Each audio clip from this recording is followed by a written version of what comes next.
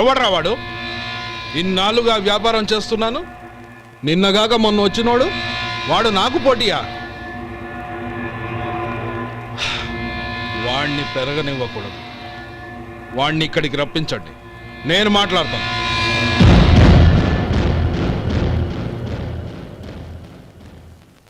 నమస్కారం అండి.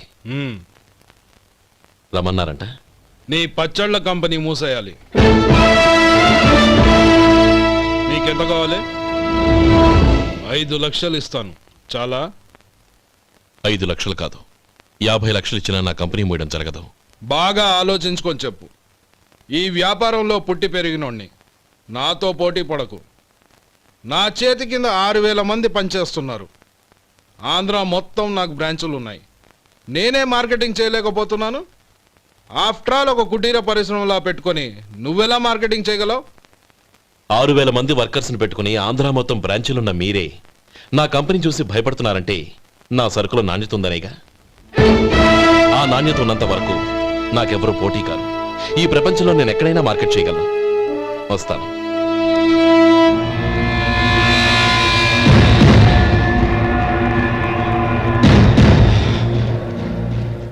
ఇక్కడ ఏం లేదండి. ఇక్కడ ఏం లేదండి. ఇప్పుడు ఊపిరి పీల్చి బిగపట్టు, నెమ్మదిగా వదిలి. ఓకే, లే, నెమ్మదిగా ఇలా వచ్చి కూర్చో. ఏం లేదు, మామూలు కడుపు నొప్పే. ఈ టాబ్లెట్స్ 3 రోజులు వాడు. ఎలా వాడాలో ఇందులో రాశాను.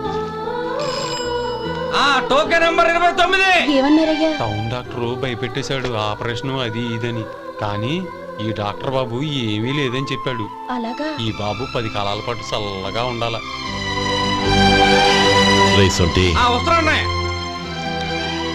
రే, భగవంతుడి దయ వల్ల తమ్ముడు హస్తవాసి మంచిదని అప్పుడే పేరొచ్చిందిరా. తమ్ముడిని దగ్గరుండి జాగ్రత్తగా చూసుకో. పని హడావుల్లో పడి వేళకు భోంచేయడము. అబ్బే అదే లేదన్నయ్య. 1 గంటకల్లా పేషెంట్ కట్టు, భోజనం పెట్టు. అది అలా జాగ్రత్తగా చూసుకో. నేను చూసుకుంటాను కదన్నయ్య, నువ్వు వెళ్ళు.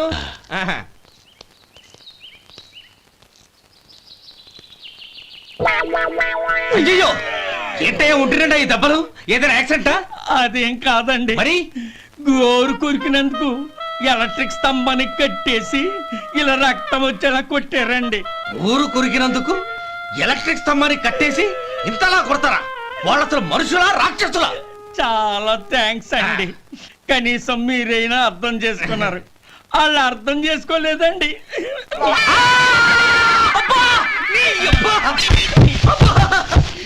గోరు కొరకడం అంటే ఇదా?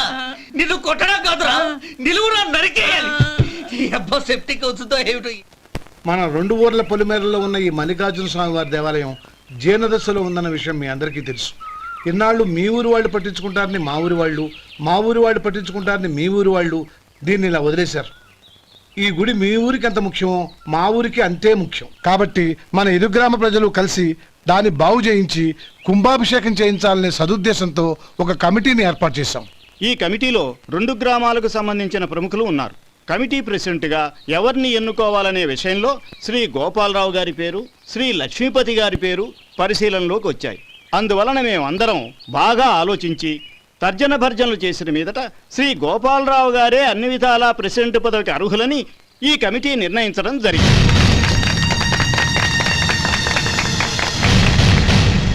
అంచేత ఈ ఉభయ గ్రామ ప్రజలు శ్రీ గోపాలరావు గారికి ఉదారంగా విరాళాలు అందజేసి ఈ శుభకార్యాన్ని జయప్రదం చేయవలసిందిగా కోరుతున్నాం.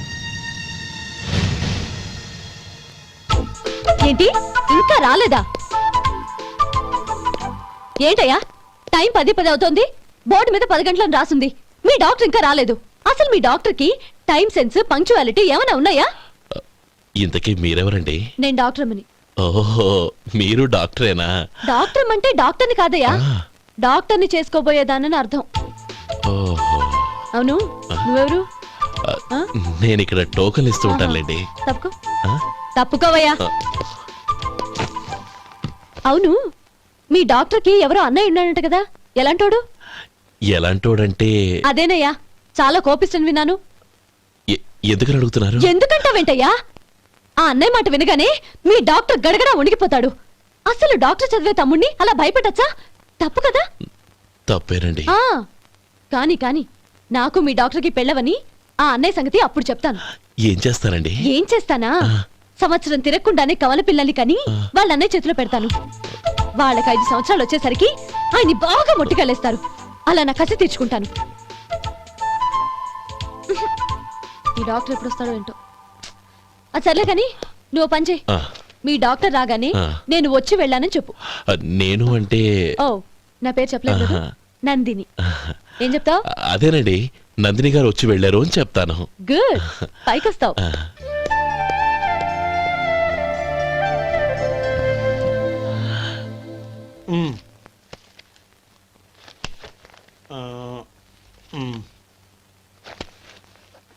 ఆ, దీంతో మొత్తం 4,98,200 అయ్యాయి. ఉమ్. పోతే నువ్వు ఇచ్చినంత ఇవ్వలేకపోయినా ఈ దైవకార్యానికి నా వంతు చందా 1800. దీంతో మొత్తం 5 లక్షలు పూర్తయ్యాయి. సరేరా, ఆ, నేను ఈ డబ్బు తీసుకుని పట్నం వెళ్ళి బ్యాంక్లో వేసొస్తాను. అలాగే నేను నీతో వద్దాం అనుకున్నాను రా. అనుకోకుండా సాయంత్రం ఇన్స్పెక్షన్ వచ్చింది. పర్వాలేదులే, ఆ. వెళ్ళొస్తాను.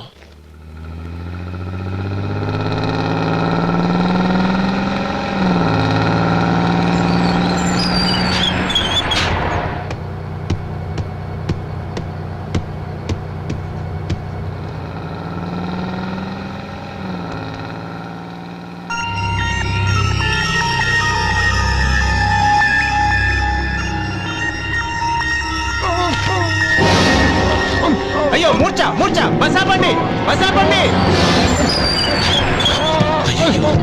ఇదిగోండి తాళం చేతులు గుర్తి.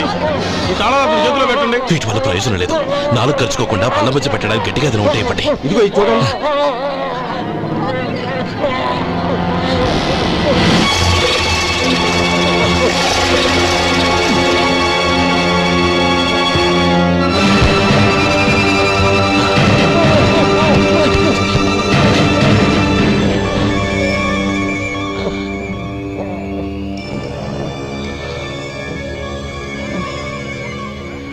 మీరు వెళ్ళి మీ సీట్లో కూర్చోండి, కొంచెం గాలాన్ని పడ్డి.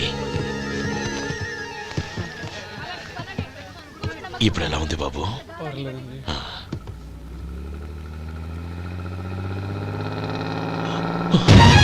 అయ్యో, నా బ్యాగ్ ఎవరైనా చూసారా? అందులో 5 లక్షలు ఉన్నాయి. నా బ్యాగ్ వెంటనే బస్ ఆపండి. ఎవరిని కింద దిగవద్దు.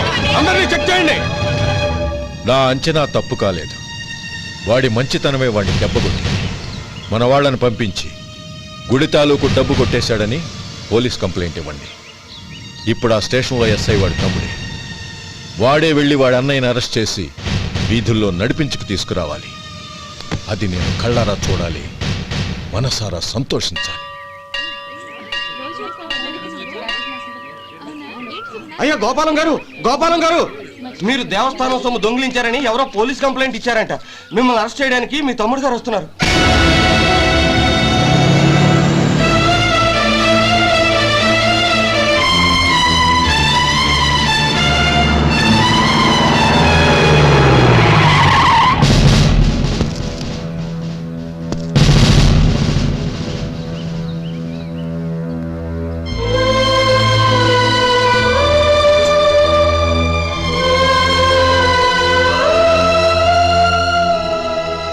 చూడు గోపి, ఎప్పుడు నువ్వు ఉద్యోగంలో చేరావో అప్పుడే తనా పరానే తేడా మర్చిపోవాలి.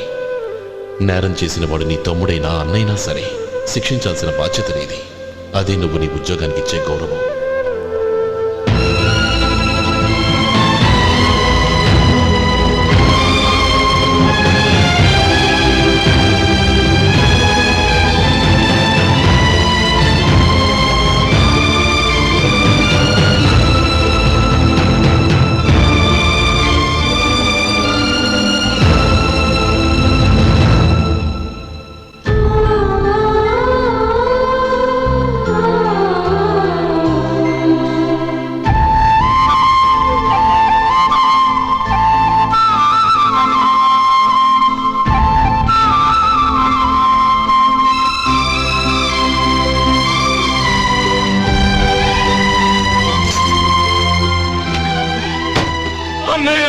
రే గోపి, ఏమిట్రా ఇది? నన్ను క్షమించన్నయ్య. నేను కోరి ఉద్యోగుల చేరిన మాట నిజమే. కానీ ఇలాంటి పరిస్థితి ఎదురవుతుంది అనుకోలేదు. నా ఒంట్లో ప్రతి రక్త పట్టు నీ భిక్షానన్నయ్య. నిన్ను అవమానపరిచి ఉద్యోగం నిలబెట్టుకునే బదులు నా ప్రాణాలను వదులుకుంటారు, కానీ ఈ పని మాత్రం నేను చేయలేనన్నయ్య.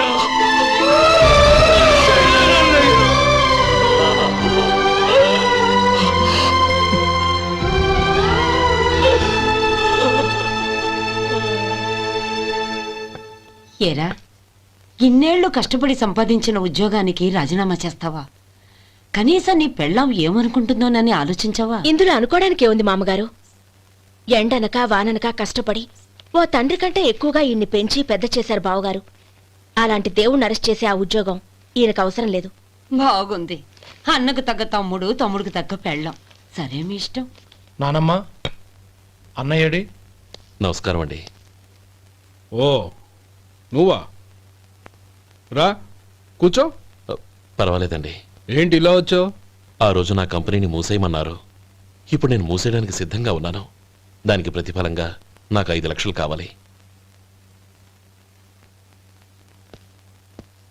అలాగే, నీకు కావలసిన 5 లక్షలు నేను ఇస్తాను.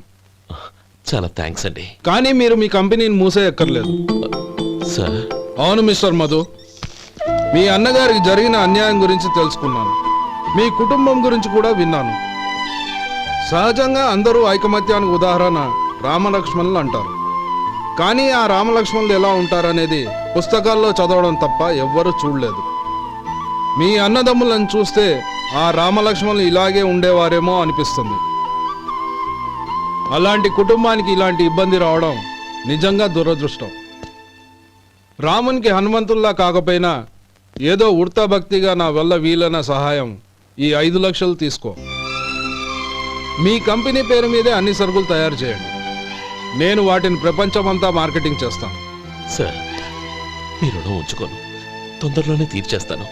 స్నేహితుల మధ్య రుణాలేంటి మధు? We are friends.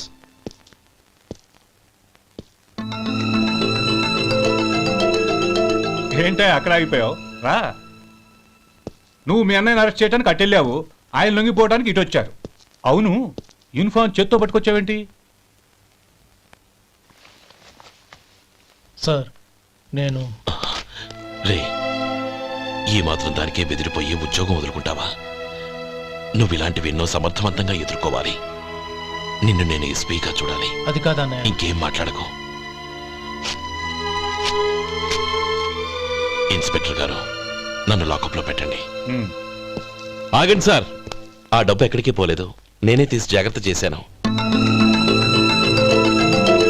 ఈ విషయం అన్నయ్యకి తెలియక బ్యాగులో డబ్బు కనబడకపోవడంతో అది పోయిందనుకున్నాడు. నేను పట్నం నుంచి వచ్చేసరికి జరిగిన గొడవంతా తెలిసిందే. రే మధు, జరిగిన దానికి నన్ను క్షమించనయ్యా. ఇంటికి వెళ్ళాక అన్ని వివరంగా చెప్తాను. సార్, ఇదిగోండి 5 లక్షలు. ఇది కమిటీ వాళ్ళకి అప్పగించి ఈ కేసు కొట్టేయండి సార్. భలే వాడివయ్యా, తీసినప్పుడు ఒక మాట ఆయనతో చెప్పుండొచ్చుగా. అనవసరంగా పెద్ద స్టేషన్ వరకు రప్పించావు. Sorry sir. అన్నయ్య, మీరింటికి వెళ్ళండి. నేను లెక్క అప్ప చెప్పేసి వస్తానండి. అలాగే. ఎలా దెబ్బ కొట్టాలన్నా కుదరటం లేదు.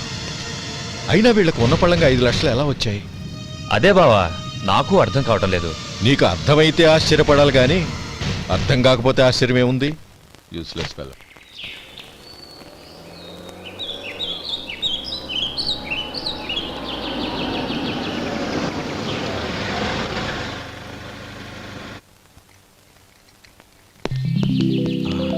నువ్వు ఇక్కడే ఉండు.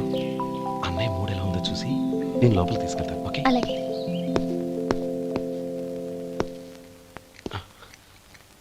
అన్నయ్య, ఏంట్రా? నేను చాలా రోజుల నుంచి నీకు విషయం చెప్తున్నాను, గుర్తుందా? ఏ విషయం? అదే అన్నయ్య, నేను ఓ అమ్మాయిని ఓ అమ్మాయిని లవ్. ఓహో, లవ్ చేస్తున్నావా? ఆ విషయం నువ్వు నాకెప్పుడు చెప్పావురా?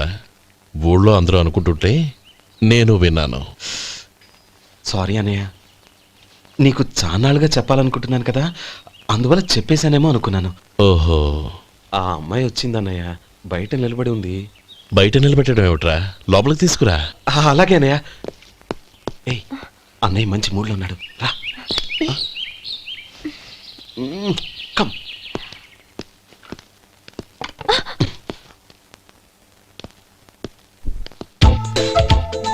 ఎందుకంటావేంటయ్యా? ఆ అన్నయ్య మాట వినగానే మీ డాక్టర్ గడగడ వణికిపోతాడు. అసలు డాక్టర్ చదివే తమ్ముడిని అలా భయపెట్టచ్చా? తప్పు కదా. తప్పేనండి. ఆ, నమస్కారం మేడం. అదేంట్రా, మనిషో పక్కనుంటే నమస్కారం ఇంకో పక్కనుంది. అది మర్యాద అన్నయ్య, మర్యాద. ఆహా, అవును, నీ పేరేంటమ్మా? నందిని. ఆ నందిని. నందిని అన్నయ్య. ఏ ఆ మొక్క తను చెప్పలేదా? పెద్దలంటే మహాగౌరవం అన్నయ్య. మేమిద్దరం ఇంత క్లోజ్ ఫ్రెండ్స్ కదా, ఆయన నాతో కూడా ఎక్కువ మాట్లాడదు ఓహో, కదా. నాకు మీ డాక్టర్కి పెళ్ళవని అప్పుడు అన్నయ్య సంగతి చెప్తాను. ఏం చేస్తారండి? ఏం చేస్తానా? ఆ. సంవత్సరం తిరగకుండానే కవల పిల్లల్ని కని వాళ్ళ అన్నయ్య చేతిలో పెడతాను. వాళ్ళకి 5 సంవత్సరాలు వచ్చేసరికి ఆయన్ని బాగా ముట్టిగలేస్తారు. అవును, అమ్మాయి మొహం చూడకుండా నిర్ణయం ఎలా తీసుకోనరా? తలెత్తు.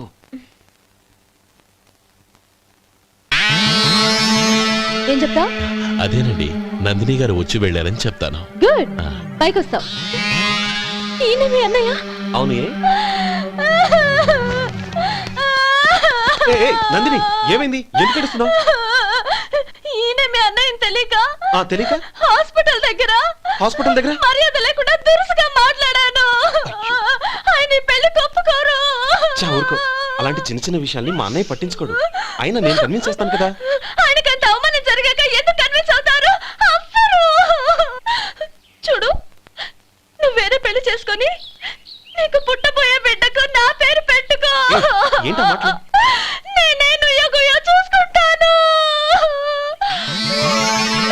అదిగో ఆ చూపు చూడు, ఆయన చూపు ఒకలా ఉంది. ఖచ్చితంగా ఆయన పెళ్లి ఒప్పుకో. నందిని, నా మాట విను ప్లీజ్. నందిని, ఆగు. రేయ్ శేఖర్, ఆ అమ్మాయి చెప్పింది నిజమే. తనని ఎప్పుడైతే హాస్పిటల్ దగ్గర చూశానో అప్పుడే నేను నిర్ణయానికి వచ్చేసాను. విన్నావా? నేను చెప్పానుగా, ఆయన ఆల్రెడీ ఓ నిర్ణయానికి వచ్చేసారట. ఇక నేను వెళ్తాను. అలాగే వెళ్ళు. వెళ్ళి ఈసారి వచ్చేటప్పుడు మీ అమ్మా నాన్నల్ని తీసుకురా. ముహూర్తాలు ఎప్పుడు పెట్టుకోవాలో నిర్ణయించుకుంటాం. అర్థం కాలేదా? నువ్వే మా వాడికి సరైన జోడి. అదే నేను తీసుకున్న నిర్ణయం. థ్యాంక్ యూ బావగారు, నన్ను ఆశీర్వదించండి. లేమా, శీఘ్రమేవ కళ్యాణ ప్రాప్తిరస్తు.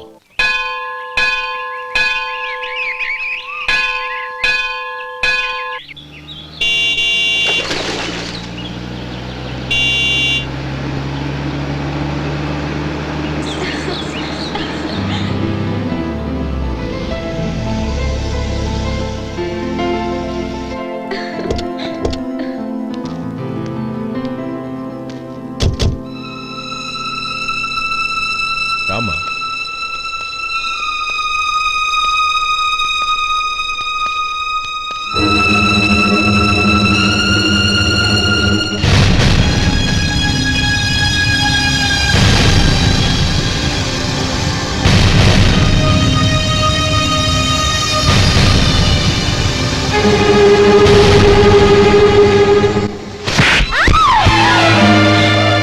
నా పరువు తీసావు కదే.